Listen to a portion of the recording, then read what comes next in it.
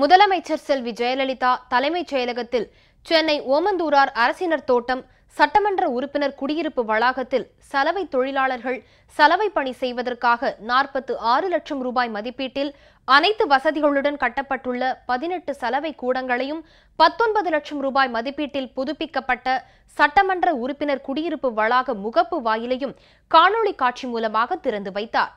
சென்னை ஓமந்தூரார் அரசினர் தோட்டம் சட்டமன்ற உறுப்பினர் குடியிருப்பில் வசிக்கும் சட்டமன்ற உறுப்பினர்களின் அன்றாட சலவை தேவைகளை விரைவாகவும் சுலபமாகவும் மேற்கொள்ளும் வகையில் சலவை தொழிலாளர்களுக்கு சட்டமன்ற உறுப்பினர் குடியிருப்பு வளாகத்தில் கட்டணம் ஏதுமின்றி ஒவ்வொரு அறையும் 116 சதுர அடி பரப்பளவில் தனித்தனியே தண்ணீர் தொட்டி, நவீன சலவை உபகரணங்களை பயன்படுத்த மின்வசதி, தனி மின் அளவீட்டு கருவிகள், கழிப்பறை உள்ளிட்ட வசதிகளுடன் 46 லட்சம் ரூபாய் மதிப்பீட்டில் கட்டப்பட்டுள்ள 18 சலவை கூடங்கள் சென்னை ஓமந்தூரார் அரசினர் தோட்டம் சட்டமன்ற உறுப்பினர் குடியிருப்பு வளாகத்திற்குள் சட்டமன்ற உறுப்பினர்கள் மற்றும் வாகனங்கள் சிரமமின்றி குடியிருப்புக்குள் வந்து செல்லும் வகையிலும் குடியிருப்பு வளாகத்தின் முகப்பு பகுதிக்கு எழில் கூட்டும் வகையிலும் 19 லட்சம் ரூபாய் மதிப்பீட்டில் புதுப்பிக்கப்பட்ட சட்டமன்ற உறுப்பினர் குடியிருப்பு வளாக முகப்பு வாயில் என மொத்தம் 65 லட்சம் ரூபாய் மதிப்பீட்டிலான சலவை கூடங்கள், புதுப்பிக்கப்பட்ட முகப்பு வாயில் ஆகியவற்றை முதலமைச்சர் செல்வி ஜெயலலிதா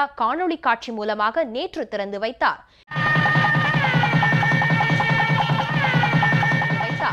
இந்த நிகழ்ச்சியில் சட்டமன்ற பேரவைத் தலைவர் திரு ப. தனபால், நிதி மற்றும் பொதுப்பணித்துறை அமைச்சர் திரு ஓ. பன்னீர்செல்வம், சட்டமன்ற பேரவை துணைத் தலைவர் திரு பொள்ளாச்சி வி. ஜெயராமன், அரசு தலைமை கொறடா திரு ஆர். மனோகரன், தலைமைச் செயலாளர் திரு மோகன் வர்கீஸ் சுங்கத், தமிழ்நாடு அரசு ஆலோசகர் திருமதி ஷீலா பாலகிருஷ்ணன், சட்டமன்ற பேரவை செயலாளர் திரு ஏ.எம்.பி. ஜமாலுதீன் மற்றும் அரசு உயர் அலுவலர்கள் கலந்து கொண்டனர்.